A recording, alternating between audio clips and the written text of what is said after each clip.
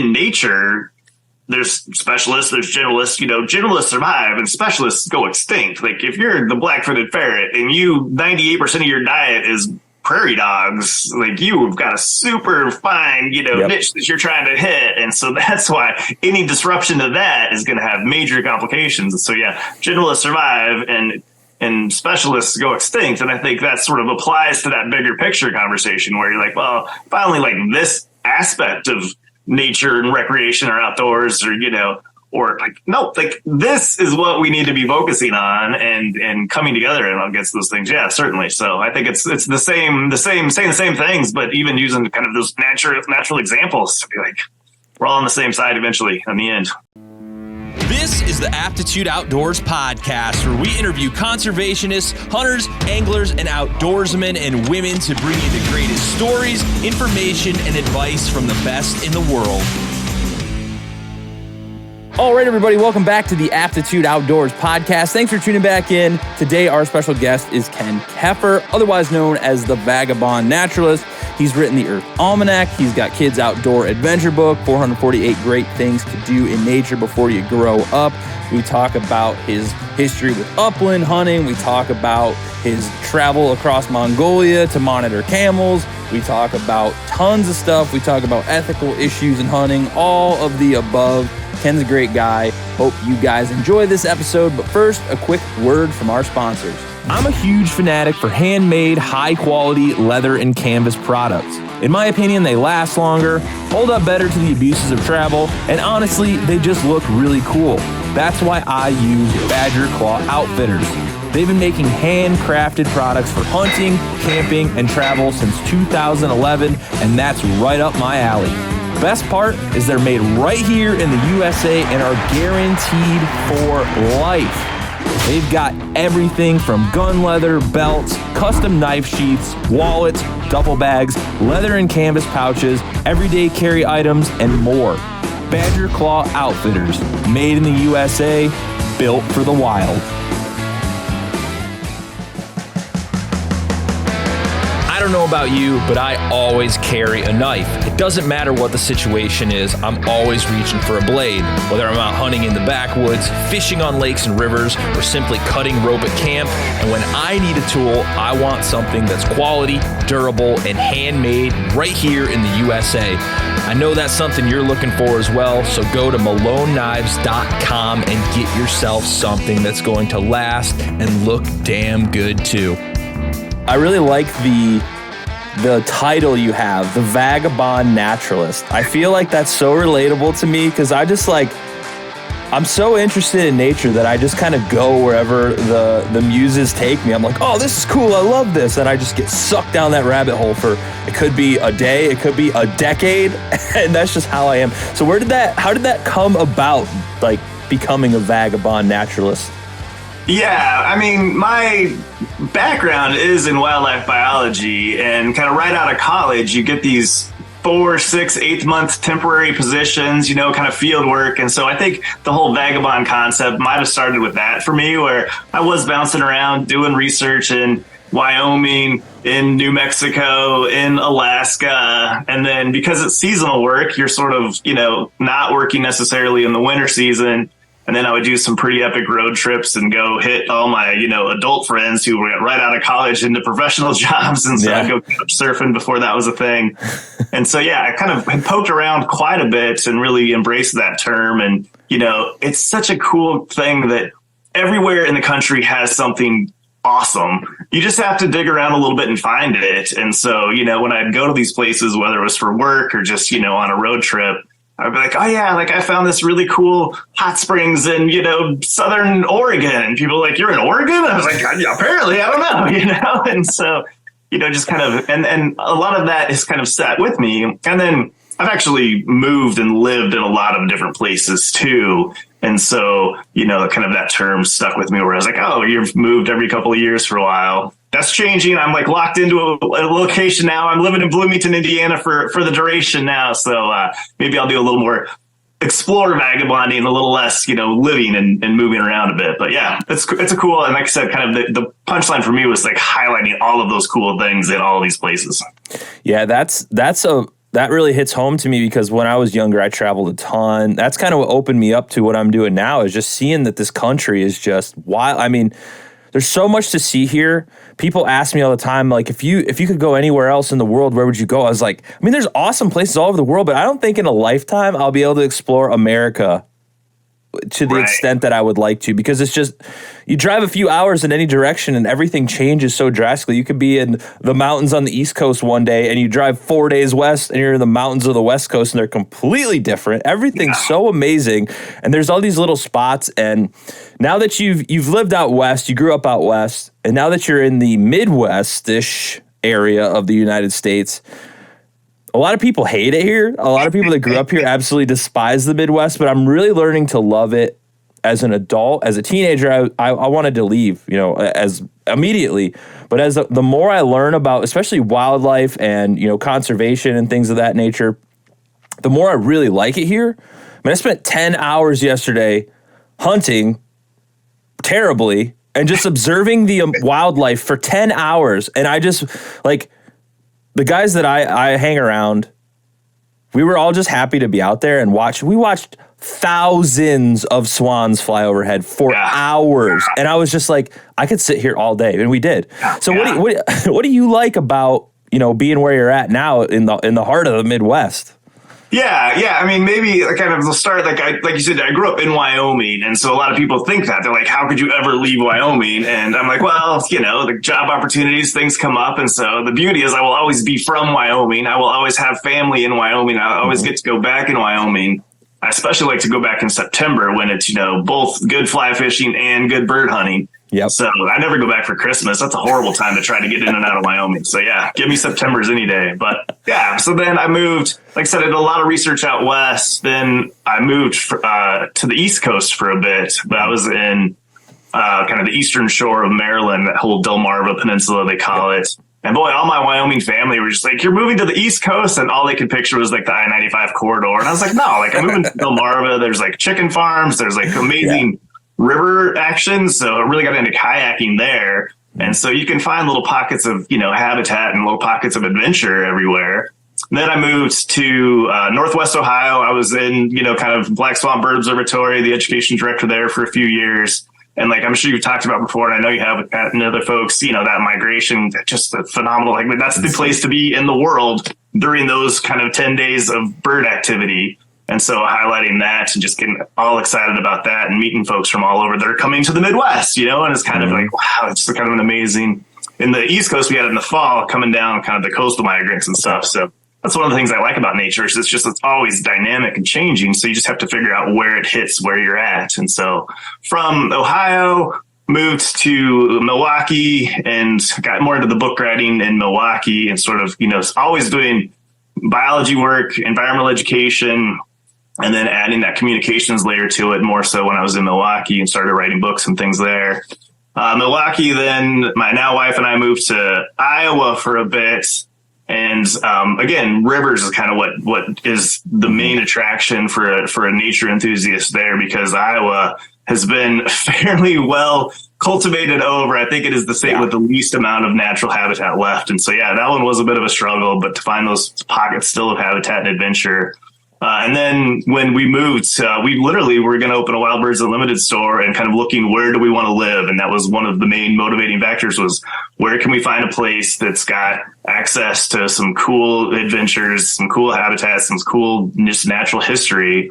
And because we had both lived in the Midwest quite a bit and have a lot of friends in both right here locally and kind of the entire region, I was like, man, we can get to about everybody I like within a 5 or 6 hour drive and do some amazing natural history things all year round. So we settled in Bloomington and haven't regretted it at all. I mean, there's like a literal, wilderness area not too far from here. And there's national forests, tons of state properties to hike around and poke around in, and just really a really active land trust here. Yeah. Some of our favorite places are land trust properties here to go out for a little hike. And we are, 5 minutes away to an hour away from endless adventures. So yeah, it's great.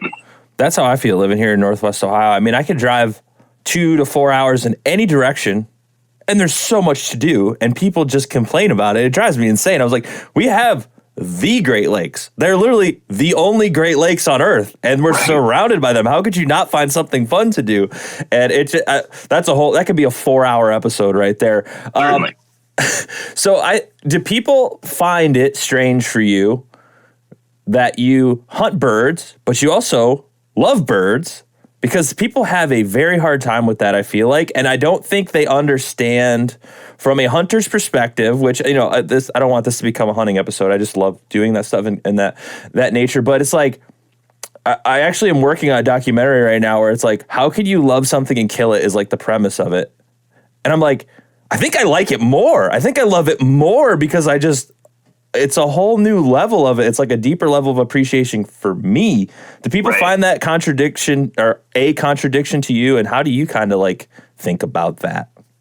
Yeah, certainly. I think it's something that I've definitely thought about over the years a lot. And yeah, I feel like it's that connection to the environments, to the habitat, and then to the individual as well. And so, yeah, it's not something that I'm out there just taking without, the respect or anything like that. And so, yeah, but for me, I'm not a great shot. So I rarely actually harvest anything, and I'm very easily distracted. And so, yeah, I can carry a shotgun around for a long time before I take a shot, and even longer before I connect on anything. But yeah. And then, part of it is also my biology background, my degree in biology. And, so I get to where having, the usually birds for me, I killed a deer at one point a few years back too, but so I've been through it all, but it's, kind of, my grandpa was a taxidermist. And for me, then kind of that connection back to heritage is important too, but just taking the time to very thoroughly clean and process an animal is incredibly touching to me, I think. And to have that connection, literal connection and physical connections to it is something that I think a lot of folks don't really understand. And it's not, if you do it right, if it's not, gross at all in my mind, you're going through and you're actually kind of, okay, what do I want this to be? Am I going to make these into, roast cuts? Am I going to slice them down and make, and so actually, but then as a biology guy too, you're like, wow, just the physiology and the anatomy that goes into these things. You're like, wow, these muscle structures and how they fit together is just cool as hell too. So yeah, it's a kind of a wild answer and it's a process, but yeah, for me. And what's really cool is, I think about some of my earliest nature memories are crawling, belly crawling through cow pies across the back pasture so we can jump shoot a little farm pond of, maybe a mallard sitting on it or teal.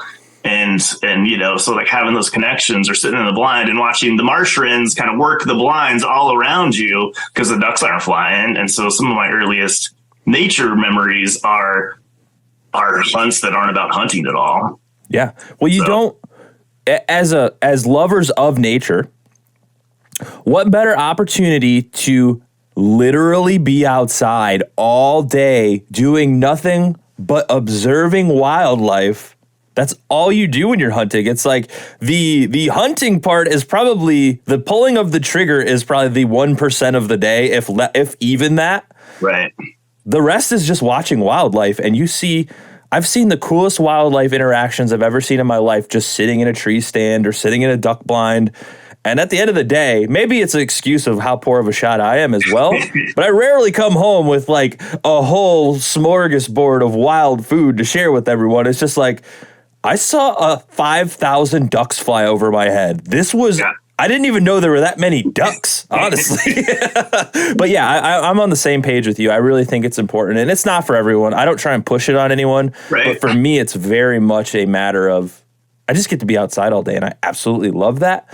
And, speaking of observing nature, my friend Pat turned me on to this awesome book, Earth Almanac. I'm a huge fan of daily readers. I love them because I am very much so a kind of person who I will not sit down often and just read through a whole book. I'm not like, ooh, I got a book. I'm going to read through this whole thing in a week and be done with it. I'm like, I'll read a chapter of this book. I'll read a chapter of that book, and I'll read a little bit of this, and I'll take notes on that. And daily readers give me that piece of information that I didn't know I needed. So how did you come up with this concept? Because I really like the way you've done the book, and I like the illustrations in the book. I like the little tidbits of just nerdy outdoors info that I just love. Where did this come from in your brain?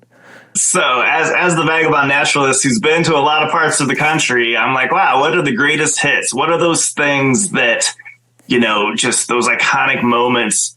And I originally probably it stemmed from, remember the like Star Dates and Bird Notes, some of these radio episodes, short little 2 or 3 minute segments usually. And sort of that was the concept in my mind, was like, how do we recreate these in a more broad scale Earth Almanac? And so I went through, and it's laid out seasonally. And one of my proudest things is that it starts on winter solstice. Everyone's like, oh, like January 1st, right? It's a calendar year. It's a year round. Like, nope, January 1st doesn't mean anything to a naturalist. It's another winter day. So we start on winter solstice, goes through the entire year. There's 366 because I did include leap year entry. And it's all things nature. It's birds, it's mammals, it's astronomy, it's geology, it's all of these things. And so it turns out, if it's like a phenology, right? So kind of the seasons and the different timing of things in nature. So it's loosely a phenology type concept, but it's impossible because phenology is such a local scale phenomenon. Phenology is different in different parts of the country. So I could talk about the woodcocks doing their sky dance. It's very early in Louisiana and very late in Wisconsin. So I had a little bit of flexibility with that concept, but it's very seasonally based. And so, yeah, it was such a fun project to work on. And I got to think about when I was in, Ohio, what were the cool things and the things that we looked forward to every year? Because that's the other thing about nature, is it's repetitive, and it's like that kind of that old friend. And so when it's the fall, I'm thinking the leks in the spring. I'm 6 months out. I'm 4 months out from that. And in the spring, you're like, I really wish I could, slap on the snowshoes. Like, always anticipating the next cool thing that's going to come back around. And so kind of putting all of that between two book covers and calling it a project was a really neat opportunity. And you said the illustrations. The illustrations are my favorite part as well. And I did not do them. They're Jeremy Collins. He's phenomenal. He does a lot of great mural work as well, and a lot of topo map things or some of the climbing things. So just incredible. He was great to work with. And yeah, the project came together. I'm really proud of that one. What made you choose illustrations over pictures? Because I naturally, for whatever reason, maybe it's because I'm just naturally a creative person. Like, I like to make things and do things and come up with things out of my brain. I always find illustrations more fun in books, unless it's like an actual bird book where you're like, this is the exact bird. I want to picture that bird, because drawings usually don't cut it for me on that aspect. But for books like this, I just love illustrations because they resemble the thing you're looking at and talking about, but they also are you have the artist's style in them, which is cool. It's just cool. I don't know. A picture is a picture, which they still have style and stuff, but an illustration is so much personal to that person. So why'd you go illustration over photo? Yeah. I mean, in the book world, a lot of that's publisher's choice. And so, you come to them with the idea and the words and stuff, and then they get, which is the beauty of publishing, is that, they've got the connections to pull out a Jeremy Collins and make it an incredible project. If it's, left to just me, I'm like, well, I got a buddy that can, sketch something once in a while, whatever. So for me, kind of that decision, and Kate Rogers and the team at Mountaineers for that Earth Almanac book, really believed in the concept and wanted to put together that whole package where they wanted the feel of those illustrations, and they were calculated decisions. And, you've got full page with some splashes of color and stuff. And I worked with Jeremy a little bit and kind of gave the list of because, not every entry has an illustration. And so we kind of went through and picked what would make for those kind of iconic illustrations. And I remember just an exchange with him, and I was like, here's, however many, 80% of them. And I was like, we can kind of work out some of the 20 as well. I was like, if you've ever wanted to draw a Gila monster, let me know. Now he's like, yes, I want to draw a Gila monster. I didn't even know I wanted to draw a Gila monster, but absolutely. And so, that's one of the coolest ones, and the little details in there. And it's I've never seen a Gila monster. So that's the other thing about nature, is there's always something to get excited about and kind of keep you going. And so, although I swear, if I see a Gila monster every day, I'll never get tired of one. So, but yeah. So the illustrations kind of mapped out across the board and making sure you've got good coverage across the year and stuff. And so, yeah, it was a good project. And yeah, the details that go into book writing, though, you have to every single word and every single page is thought out and by design. I'm that guy. I like seeing a book and having seeing a mistake and you missed it. I don't know. It's just fun. I read a lot of stuff, so it's just like I love just finding those little things. But most of the books I order are like 30 years old at this point because I'm a dork and that interests me. But so you've been to Mongolia, the Great Gobi Desert, studying camels. What's that like? Because I have no experience outside of the United States minus Canada, which essentially is not really that different from the United States. And then I've been to like the Caribbean once when I was younger, and Jamaica, which is a whole different world in itself. But like as far as deserts and the other side of the world, no experience. So what were you doing over there? What was that like to just leave this country for an extended period of time and learn about cool stuff like camels?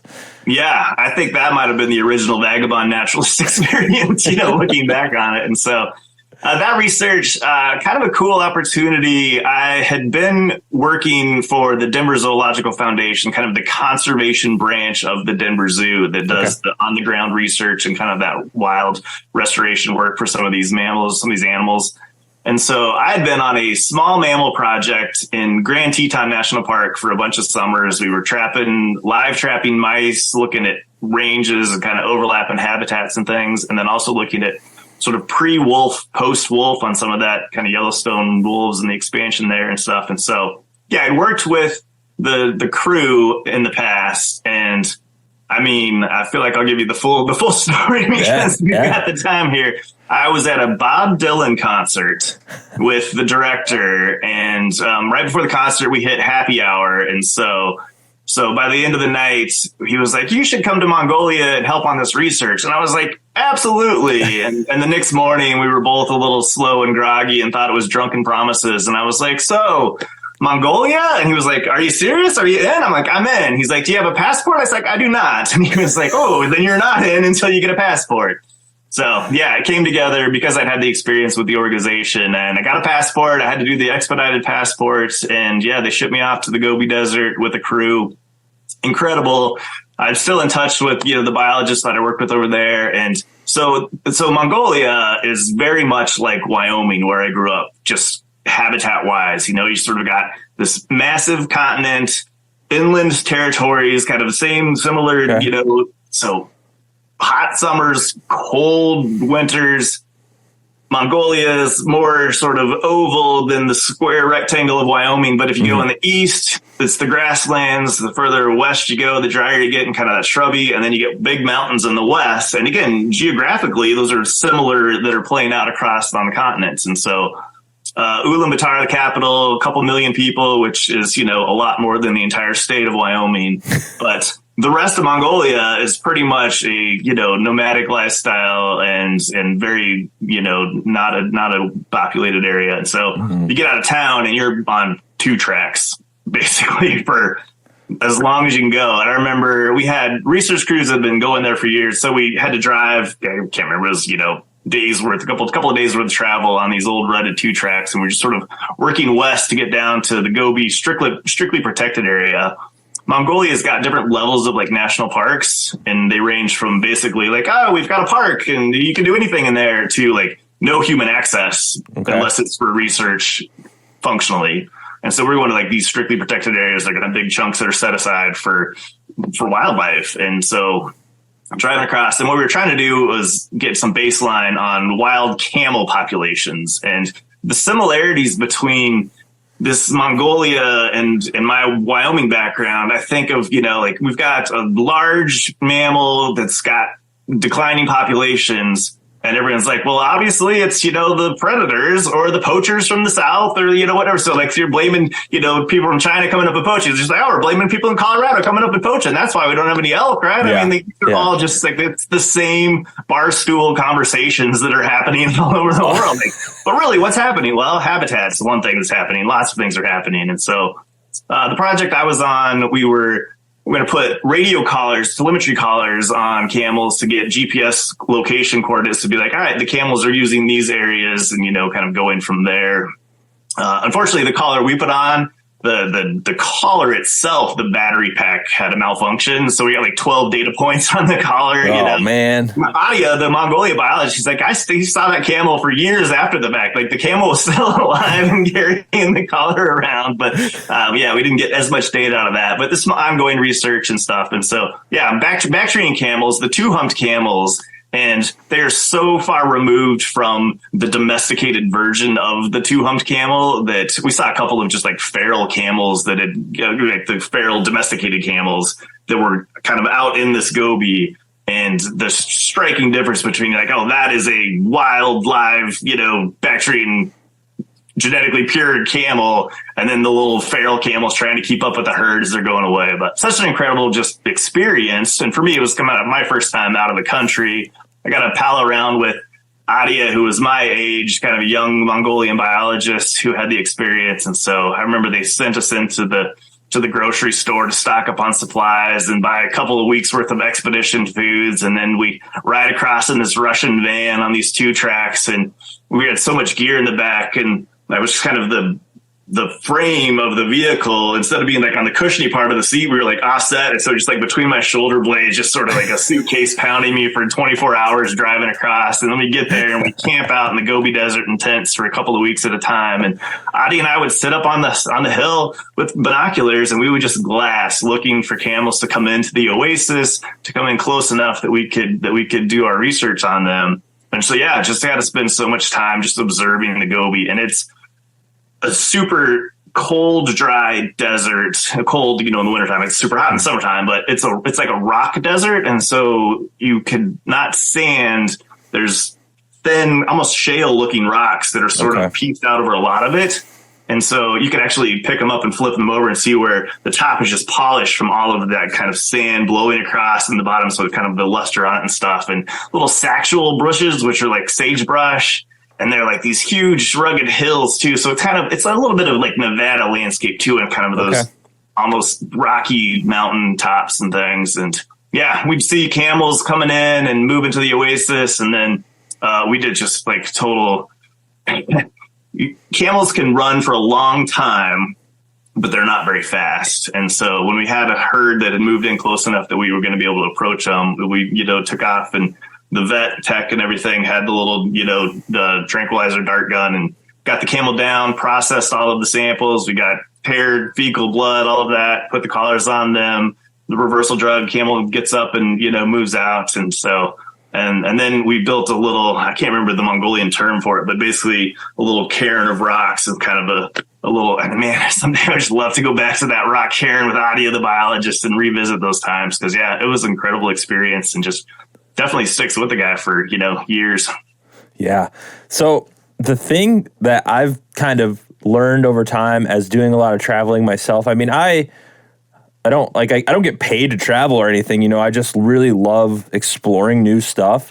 So yeah. I travel quite a bit on my own time and on my own dollar. And I think a thing that you learn, traveling is good in the fact that I think you learn to be more patient and accept just that nothing ever goes the way it's supposed to. Nothing's in your control.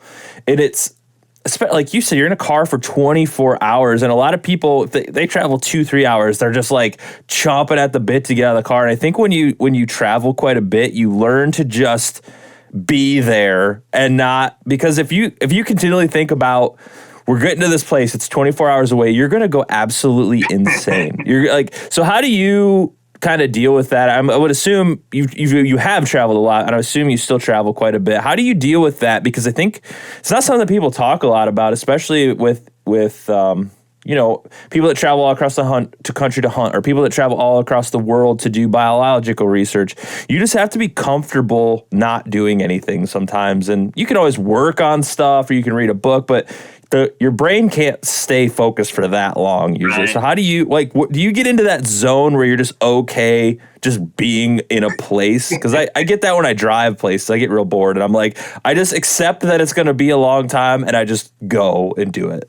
Yeah, I mean, the Mongolia one was just such a new, mind-blowing experience, and something I knew I would never be able to, recreate. And so I just glued at the window the whole time, looking for something, anything. And we saw we didn't see a ton of critters along the route.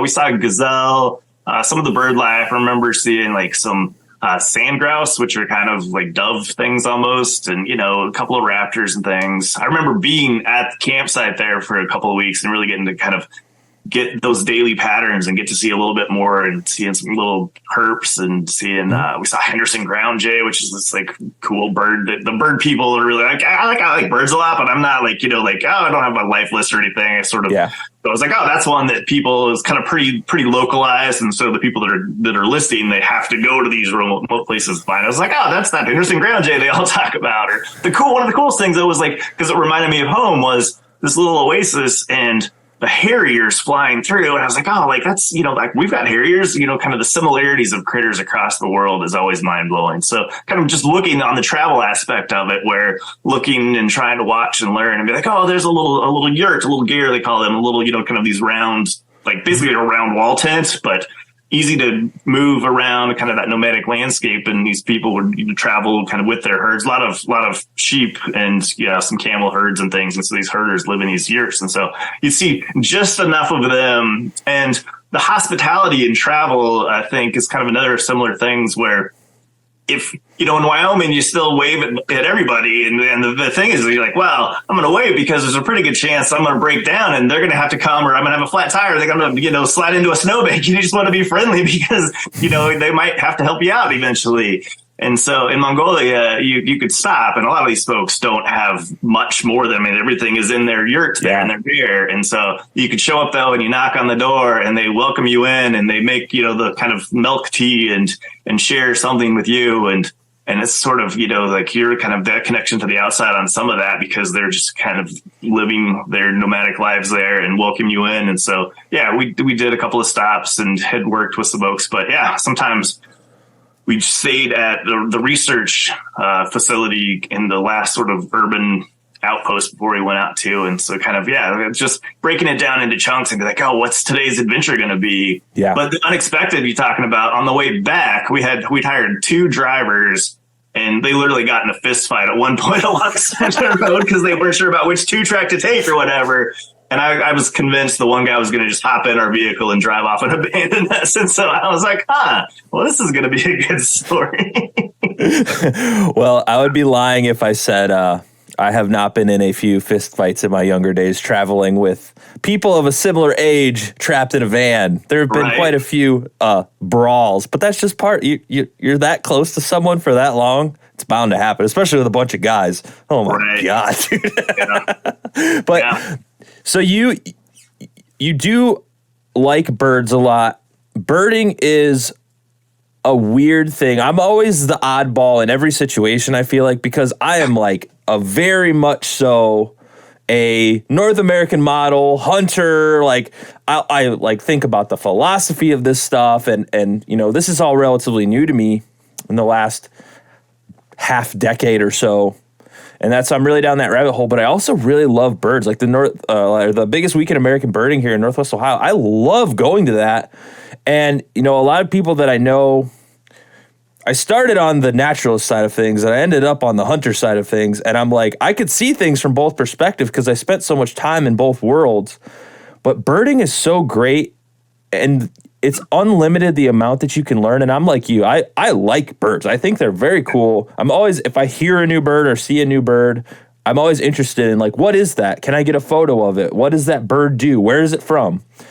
And learning just bird noises, bird calls, I think is really interesting, because for years, I couldn't tell the difference between a squirrel and a woodpecker. They sound so similar, especially here in Northwest Ohio. Yeah. And learning those distinctions, and I always tell my friends who don't care about that and they think birding is like soft and for nerds and all this stuff, I'm like, why would you not benefit from knowing more about the habitat that the animals you're hunting are in? Like, these birds live here too. They're part of this habitat. Maybe they can tell you something about what's going on. Maybe if you hear woodpeckers going crazy for 5 hours and all of a sudden they're dead quiet, like maybe that's a sign that something's coming. Maybe maybe the crows are going nuts. Maybe that's something. And so I really like birding. So why do you like birding so much? What's your fascination with it? Yeah, I've always appreciated and liked it. I've talked about watching the wrens and the duck blind and stuff and paying attention and seeing things. So in the bird world, sometimes you have that, like they call it the spark bird moment often, where birds exist. You might even know a few, but then there's like that one time where you're like, wow, I'm in now. Like I'm all in. And so a lot of people have their spark birds. And for me, I kind of a curious one where I was 15 in the Wind River Mountains in Wyoming at a game and fish youth conservation camp. We did, skills building, kind of a week-long thing up there. And we went on a hike to a lake one day, and at the trailhead, there's a sign that's like, if you see this duck, please report it to Wyoming Game and Fish. And I was like, that's cool. Like, kind of wanting to be a biologist, perhaps knowing that, this was going to help research for the state agency. But I was like, why do they care so much about this duck? And it was a harlequin duck, which is a stupidly stunning bird. The male is like slate gray, almost kind of that blue tinge with some like rusty overtones and then white splotches on the face. And you're like, how is this thing a bird? How have I lived in Wyoming my whole life and never really encountered like this, like why it's a game and fish there? So it turns out it's like a coastal sea duck that breeds in these mountain streams, and that blotchy whiteness, like think of those whitewater sort of high, rapid areas, super camouflaged, it turns out, not, like gaudy looking for, no reason.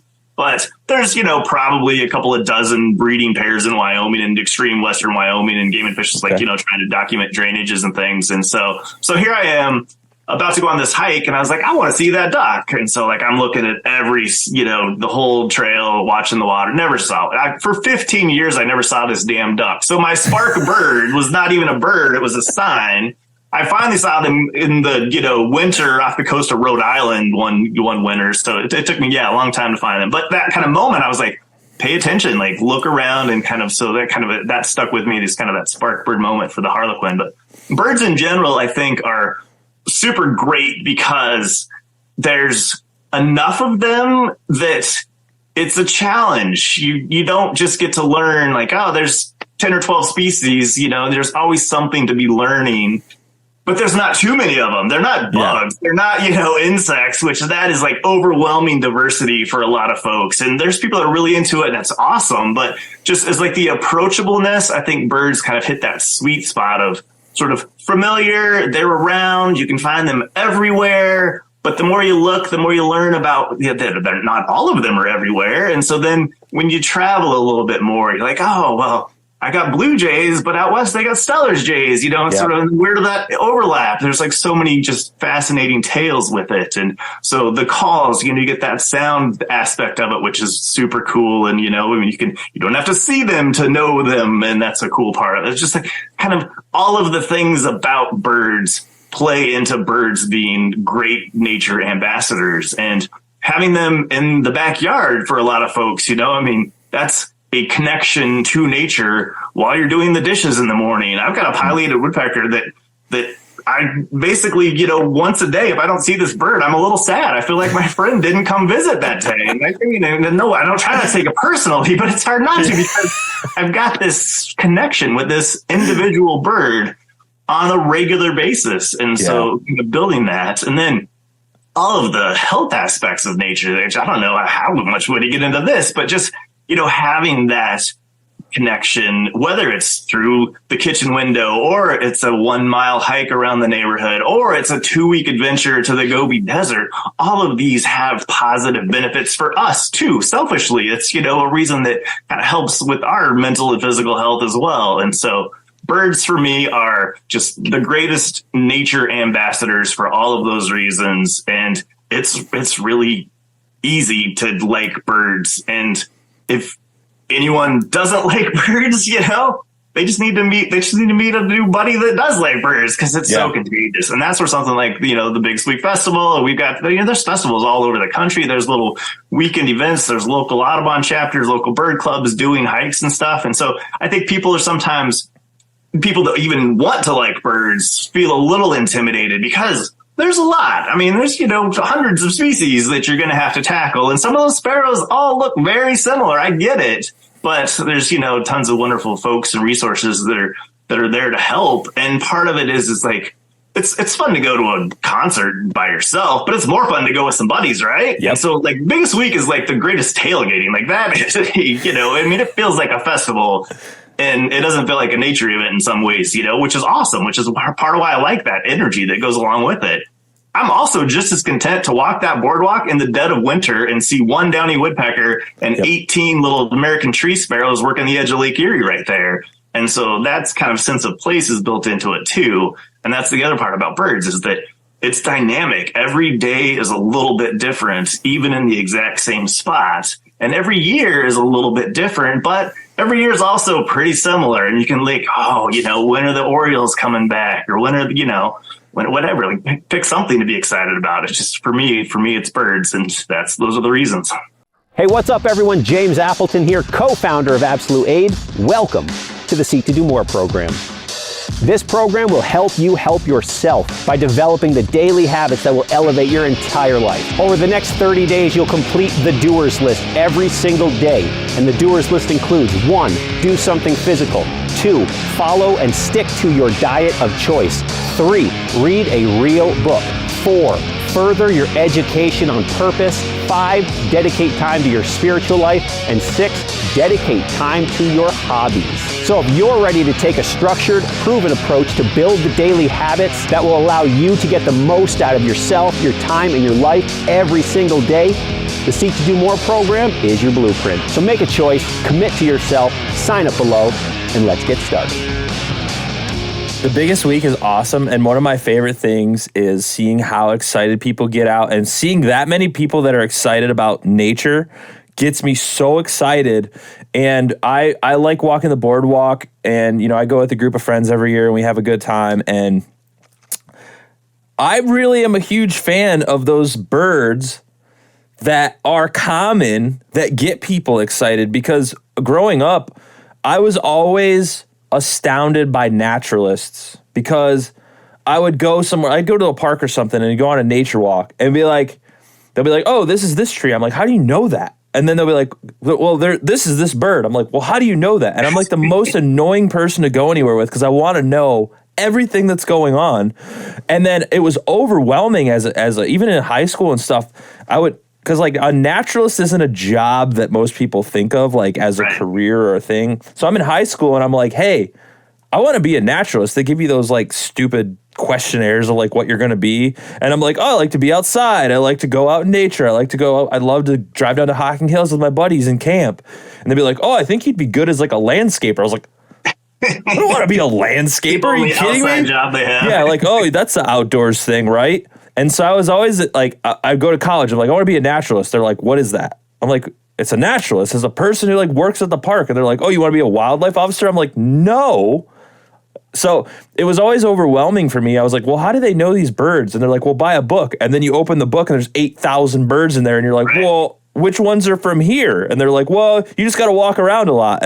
And so I like to get those birds. When I took my like first ever naturalist training when I was younger, they're always pushed like you don't need to know the rare species to get people interested. Like there's people that don't know what a robin is. They're just like, what's that bird? And you're like, oh, that's a robin. And to you, that's just a bird you see 40 times a day. But to some kid like me when I was younger, they'd be like, oh, cool. And they'll never forget that. Or that's poison ivy. Well, how do you know? Well, you show them what that is and they get them interested. That's that base level stuff that helps you work. Because once you can identify the easy stuff, then the new stuff sticks out.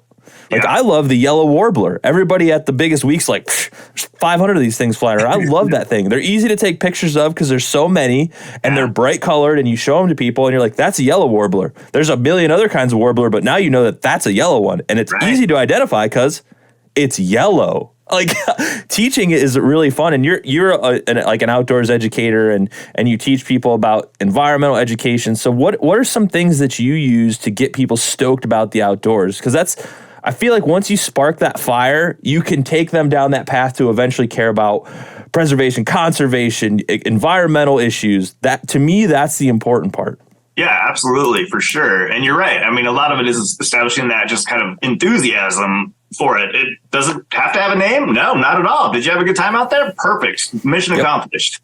And then building from that, where, you can identify the common things, the things you're more likely, and celebrating those. Every, the first rose-breasted grosbeak that comes back in the spring, every year, lose my mind. So we had a customer in the other day. There's a bunch of folks in town. There's a great birding guy that does tours. So a bunch of folks were in Belize the last couple of weeks, came back and we're like, hey, what was your favorite experience? He was like, rose-breasted grosbeak, which is weird because that's a yard bird for me, but it's only a yard bird for like a week. And so to see it in a different setting and stuff. And so, kind of making those connections, but then having that baseline to then go, was it bigger than something I see smaller? What's the similarities? And looking at actual field marks and stuff, and sort of, because a lot of things in nature, you're right. If you don't know the correct answer, you don't know the answer. How do you get to that answer? And so you have to start with something that you do know. And there's a lot of great resources now. And Merlin is an example where the app where it can help identify. And does Merlin get it right all the time? Not yet.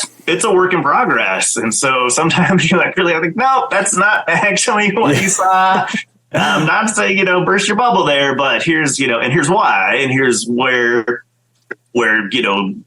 this example, Merlin got something get confused. You can see the similarities. And so, I remember the nature center one time, a woman came in, she's like, I'm hearing a bird. I'm like, it's a cardinal. She's like, I didn't even describe it. I was like, I know, but it's March, and that's the only thing that's calling right now. I was like, I could step. So I described it back without her describing it. I described the bird she was hearing. She's like, no, that wasn't it. And I was like, okay, let her talk it through. And then we went outside. She's like, that's it. I'm like, that's a cardinal. She's like, no, it's not. It's in the cardinal lands. I was like, and we watched it. She's like, oh, that's a cardinal. And I was like, yeah, sorry. I was like, I didn't mean to, destroy your idea, but you were wrong. And so I was glad we were able to at least close that gap and figure out that, I wasn't like, you're wrong and you're dumb. I was just like, okay, I understand you're confused or whatever. And so kind of being encouraging about that. And that's kind of an extreme example, but it definitely happened. Most people don't know. The other thing, go ahead. No, I was just saying, most people don't know even like the basic wildlife around them. That's how it is. We don't learn it anywhere else. Yeah.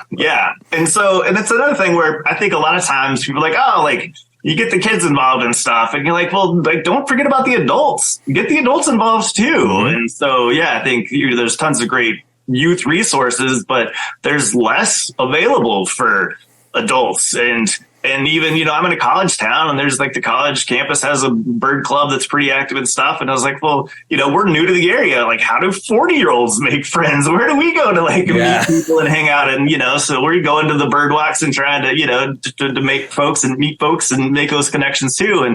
And so, but it's cool because you get the whole spectrum of hardcore people that are, looking for birds for different reasons. And you get people like, this is my first bird walk and here's, my binoculars and I don't know which end I look through. And so we kind of taken on to those folks and, mentorship is a big part of it. And it doesn't have to be formalized as kind of a, a buzzword for sure. But I remember growing up, my folks were involved, I say that my dad taught me how to hunt and my mom taught me how to fish. I remember being down the creek at my grandparents' place and, catching a little fish and mom not wanting to touch it, but not wanting to squash my interest in it. It was like, okay, here's how you do it. And putting on her brave face, and it wasn't long before I was doing it all on my own too. But, those things. But I also had a really great teacher, a couple of them especially, but one who he was the one that gave me he gave me 2 books to read. One was Edward Abbey, The Monkey Wrench Gang, and the other one was Aldo Leopold's Sand County Almanac. And he was like, you have to read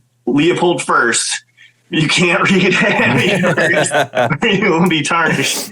And so kind of set those expectations. And I think it's cool that it's not about the identification. It's about the stories. It's about how things fit on the landscape. It's about how things interact, and I remember just describing myself as more of like an ecology thinker, not my college roommate's a physiology professor. And so like, he's like, oh, this is how it works. I'm like, that doesn't work for me. I was like, this is how it works for me. And so, kind of telling those nature stories and putting things in that bigger context just helps reinforce those learning opportunities and that connection and sort of kind of building that. And then eventually, if you learn the species or not, it doesn't really matter. Yeah. Well, it's something what strikes me is like there's this saying that I saw recently the other day, and it's probably a pretty common saying. I'm going to screw it up completely because I'm not good at remembering things. I'm not the guy that like remembers the quote from the book, and I'm like, I get the gist. It was something along the lines of, the amateur wants to learn the skills of the professional. The intermediate wants to work on their skills to get to the skills of the professional. And the professional works on the basics all the time. They never focus on anything but getting the foundation. And I think that's kind of people like us who are general outdoors people. Like I'm just as happy getting in a kayak, floating down the Maumee River and just chilling and looking at all the cool stuff as I am hiking 3 hours into the woods through mud as I did yesterday and sitting in the cold for 10 hours and trying to go hunting for birds. Both are the same to me. I don't care. I love both of those things, and I'm a generalist through and through. I love it all. And like I feel like that's my job, is to get people excited about any of those things, to get them down this path. And the more I get involved, like on the more politically charged side of things, like working with groups on like learning about policy and things like that of conservation and environment, I've noticed there's these like general trends. As a generalist, I think we're good at noticing the bigger picture, because a lot of people get sucked into their ideology of what they think needs to happen for the outdoors, whatever. So there's like this, and I could be completely wrong. Correct me if you think I'm off base, because you've been doing this a lot longer than me. So there's like the people who identify as environmentalists. They identify as caring about the environment. They're generally people who are non-consumptive outdoors users. So like your hikers, your backpackers, your, maybe fishermen there, they like to fish around, tool around, or people that like to go kayaking and stuff, and they don't really do consumptive activities. And there's their consumptive outdoors people who all they do is hunt and fish and that kind of thing. And they kind of fall on the spectrum of, they call themselves conservationists, and they generally like to argue about everything and who's right and who's doing it better. And, oh, well, we have the North American model of conservation, and we have, well, we're trying to push for, saving environment. And I'm like, as someone who's in the middle all the time, I'm like, well, we're kind of doing the same thing. Right. Like, why are we arguing? And they're like, well, we're putting in more dollars. And we're like, what? I don't know. I just find that it's a really non-beneficial argument. People are like, oh, there's these extreme environmentalists. Oh, there's these extreme conservationists. Like, well, we all generally want more wildlife and more public places to go enjoy wildlife. So why don't we just kind of cut the bullshit and like figure out the best way to do that for all of us? Do you find yourself like thinking about that or trying to figure out ways to work on that? Because I don't know. I know so many people on both sides of that argument that I'm just almost tired of hearing it. I'm like, we really need to like work together, people, because it's defeatist to argue about the same thing. Exactly. Yeah. Yeah, certainly. I think you kind of put it well, for sure. I think, this is a little bit different still, but I think the other part was that you were talking about a generalist, and in nature, there's specialists, there's generalists. Generalists survive and specialists go extinct. Like if you're the black-footed ferret and 98% of your diet is prairie dogs, like you've got a super fine, niche that you're trying to hit. And so that's why any disruption to that is going to have major complications. And so, yeah, generalists survive and specialists go extinct. And I think that sort of applies to that bigger picture conversation where you're like, well, if I only like this aspect of nature and recreation or outdoors, or like, no, like this is what we need to be focusing on and coming together and against those things. Yeah, certainly. So I think it's the same, saying the same things, but even using kind of those natural examples to be like, we're all on the same side eventually in the end. Yeah. And people like to get macro or micro. Like some people, that's their thing. Like I sometimes look up to those people who can focus on just one thing and be really happy with that, because they don't have to worry about the 5,000 other things going on. But like in the macro, there's just, I don't know. There's a lot of issues, but there's also a lot of good things happening too. And it's just like, I get excited when they preserve a place for wildlife to just be there, to just exist in a natural space. I love that. Like, that's so cool. Like, could you imagine if you lived somewhere and it was constantly under like hunting pressure or something, like your life? It's like, well, this is my home. This is my place to just do what I want to do and be what I want. And then, you know, there's also places that allow like hunting and fishing and stuff like that, you know, people get, you know, like people that enjoy that can do that there. And I think we need all of that. We can't just have one or the other. It doesn't, because it's never going to work. Nothing's ever going to work for everyone all the time. So it's just a weird space that I find myself in at this point in my life. And I know eventually I'll come to peace with all this as I learn more and get older and do things. But I don't know. It's just something that I'm really, really thinking about a lot right now. And it's hard because I don't know. Maybe I just read too many damn books, and maybe I just need to get outside more. I don't know. Yeah. I mean, I think one of the things I had to overcome was growing up in Wyoming, and just whether I'm on a hunt or whether I'm on a hike or whatever, if I saw another person out there, I would be like, wow, you know, the woods are getting crowded, or like, you know, this is my secret spot. I was like, not really. It's, you know, you live in the least populated state. So then to move from Wyoming to the East Coast and be like, wow, so this is what a little more recreation pressure looks like. And then, you know, kind of just as some of these numbers and some of these kind of outdoor recreation has been up in the last couple of years, and some of these places are just being loved to death, which is also a problem. And so, I mean, it's just like the answer isn't just like, hey, everyone can be everywhere all of the time. You know, there needs to be a little bit more of strategic implementation on a lot of these things. But again, that's because you're looking at that big picture, not just like, well, this is where Ken likes to go, and so this is the one that needs the most, you know, resources or anything like that. And so, you know, there's a lot of layers, and it's definitely ongoing. And I think, you know, we're seeing some strides and positive growth and not positive growth, but just like positive results on some of these things. But yeah, it's definitely an ongoing generational worth of issues that are coming up. Well, I mean, humans are victims of their own success. We tend to like really love things to death. We love to overdo it, and just because we can, I think. I don't know, our brains just like work so well that we just do things just to do them, and then by the time we're done, we're like, that wasn't even useful. Why did we do this? That's just the human condition. But you know, I think it's really important to get, especially kids that have that knack for the outdoors. You can kind of tell. I have 5 nieces and nephews, and there's one that's like, I think this kid's gonna like love the outdoors when he grows up. And I think it's really important to nurture that. And you've written a few children's books, but you know, there's one, like, it's 448 great things to do in nature before you grow up. I think that's such a cool concept, especially since kids can't focus on anything for more than 5 minutes. That is rough. So how did that concept come about? Because you got the Earth Almanac for the grown-ups like me who are just love nerding out about this stuff. But for kids, they need stuff to do too. And they need a lot of stuff to do too, because they do not like to do the same thing over and over. They like to just go wild and have fun. So. Yeah, certainly. The Kids Outdoor Adventure book, you're right, 448, which I've only done 446 of those, so I'm not grown up yet either, which I think is part of the key to the success of, you know, always staying young. But that actually was my first book project, and so that one came out, and I remember talking to the editors, and they were like, we don't want it to be a check box of things. And I was like, oh yeah, we very much do want it to be a checkbox, because kids like that little, you know, to tackle that. Like, yep, we did it, and we can move on.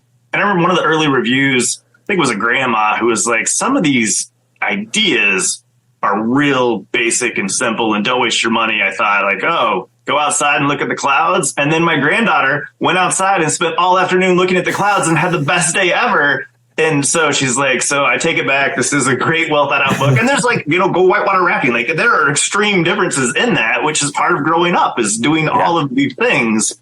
And so, that was a cool project to put together and to find that balance and try to like set that up. And it's also a seasonal approach too, because, you know, like you need to be getting outside in the winter just as much as in the summer and the other seasons. And so, yeah, I think the other cool thing about just nature and almost legitimizing nature for youth, especially, we're talking like where things like the Ohio Young Birders Club, and there's others across the country, or, there's different ways. There's scouts. There's plenty of things to get people sort of connecting to nature as children.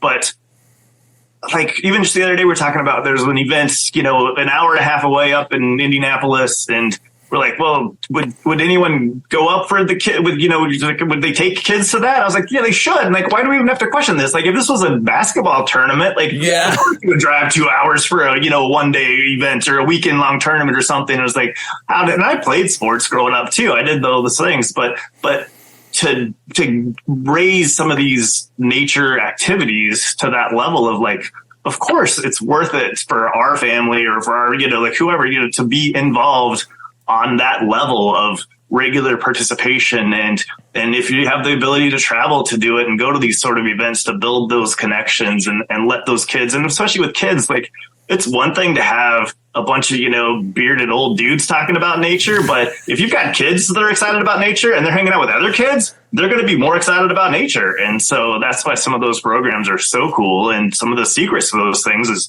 for the adults to get the heck out of the way and let the kids be the kids and do it and kind of work on their own peer mentorship and things. And so when I was involved in the Young Birders Club and some of the other, nature centers that I've worked at and around stuff, my other thing was like, I don't want you all to grow up and be naturalists or biologists. I want you to grow up and be, dentists or accountants or teachers or whatever you want to be. Like, I just want nature to be a part of your everyday life. You don't need to make a career out of it to make a difference and to be involved. And in many cases, it's better to have, kind of the experience and all of these other aspects of society play involved in keeping nature at the table from different angles. And that way it's not just, the naturalists and the birders and the hunters are saying these things. It's like, no, I'm involved with nature no matter my career choice or my, lifestyle, because it's a part of our society.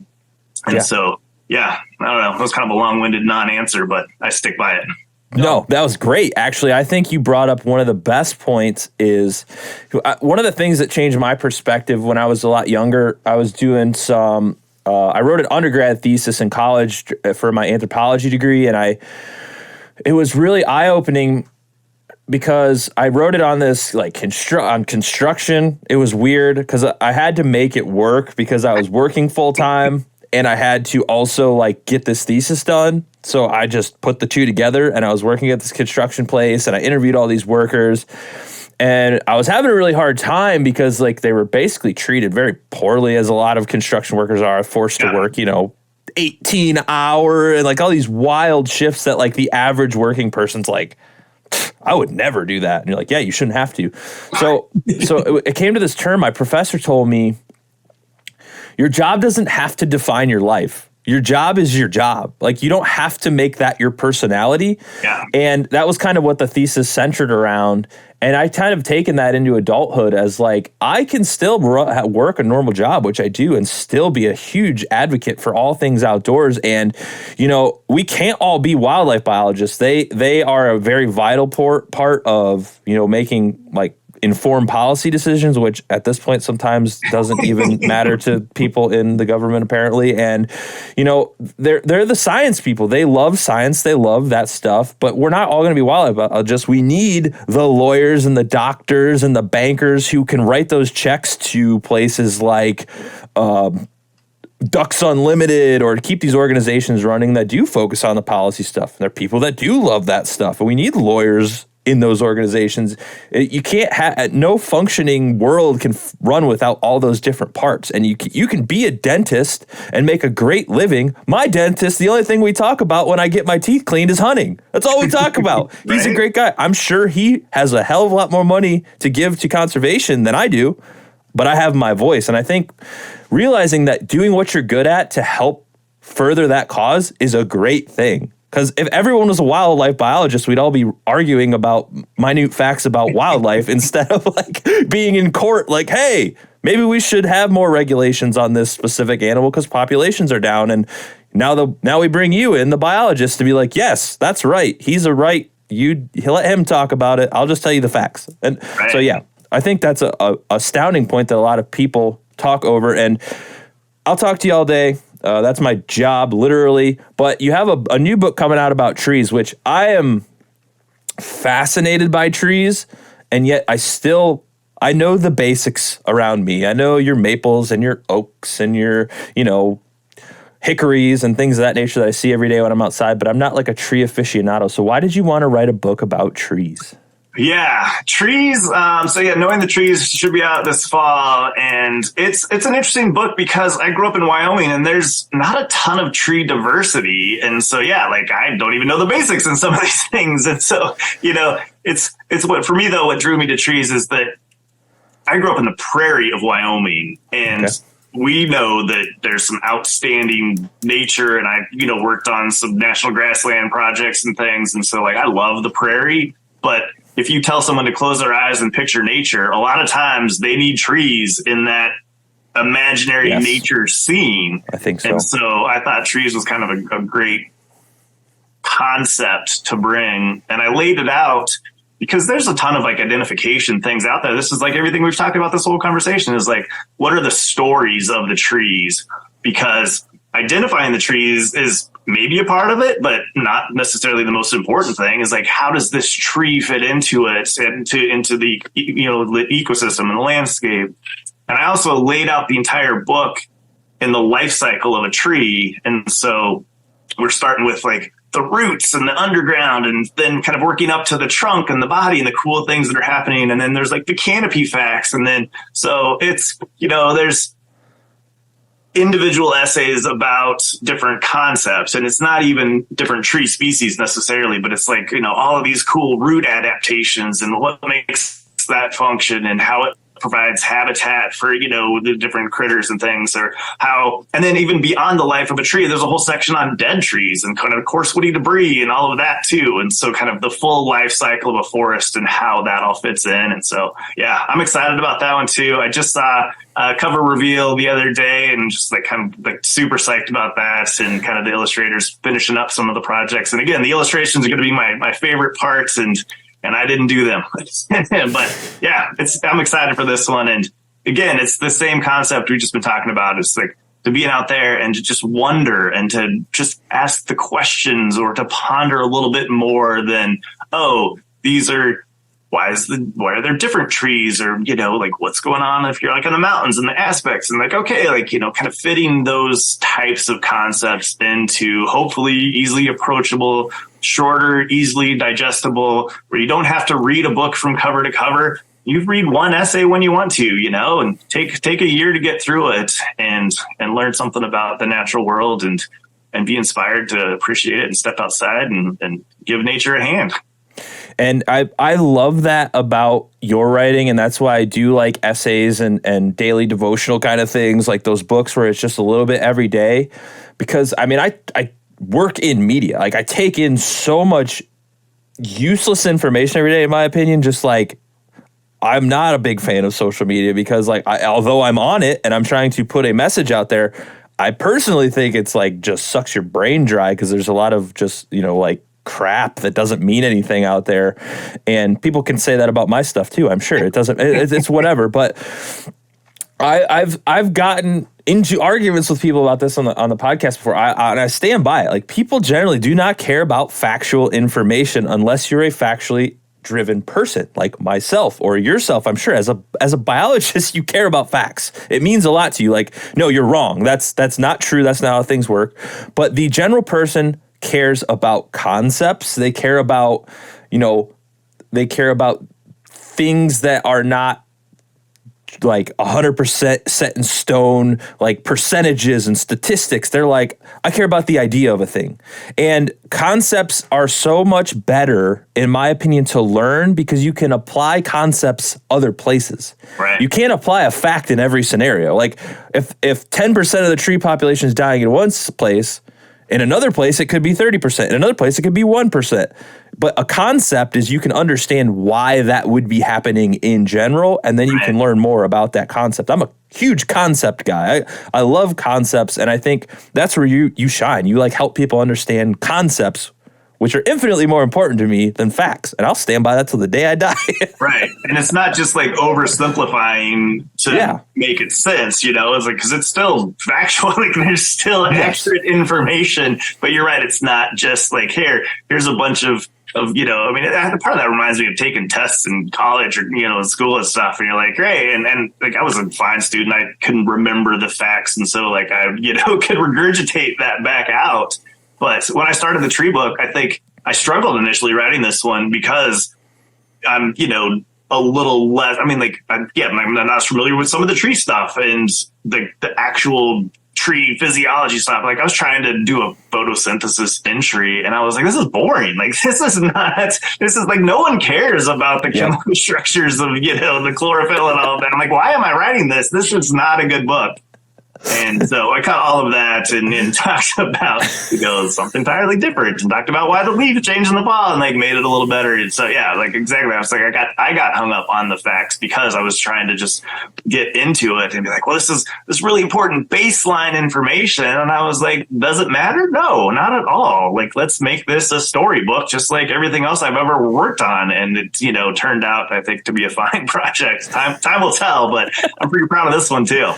Well, I'll buy it, that's for sure. And in the famous words of Billy Madison, chlorophyll, more like borophyll. Exactly. I couldn't pass that. Well, Ken, man, I really love this conversation. It was really fun. I learned a lot. I love talking to people because I get sucked into the hunting and fishing stuff, and we talk policy and rabbit hole down to this like really weird, interesting stuff I never thought I'd care about at all. But it's refreshing to have someone on that same page where it's just like, I love all this stuff, man. I just get so excited. If I walk outside and hit a park or any natural space, I'm happy. I am good. That's the only time there's not a phone or a computer in my face. I'd spent 10 hours with no phone yesterday. Absolutely the best 10 hours of my week. So thank you for what you do. Thank you for making like information about the outdoors accessible to everyday people like me who just really care about this stuff. So if people want to order the book, if they want to learn more about you, if they want you to come speak for them, where can they learn more about you and get in touch? Yeah, certainly. So I've got a kenkeffer.net webpage. So that kind of gets you all of the information. One of my favorites, like talk about nerdy things. A lot of my social media stuff is Sorex cinereus, which is the masked shrew, like tiny little mammals, right? Kind of scurry all over, eating a lot of like invertebrate things. So yeah, I'm under Sorex cinereus for a lot of that stuff. And yeah, always happy to be involved, do conversations, travel for speaking engagements and gigs. And yeah, that's appreciate that. And I really just enjoyed this conversation. Thank you so much for having me. Well, thank you.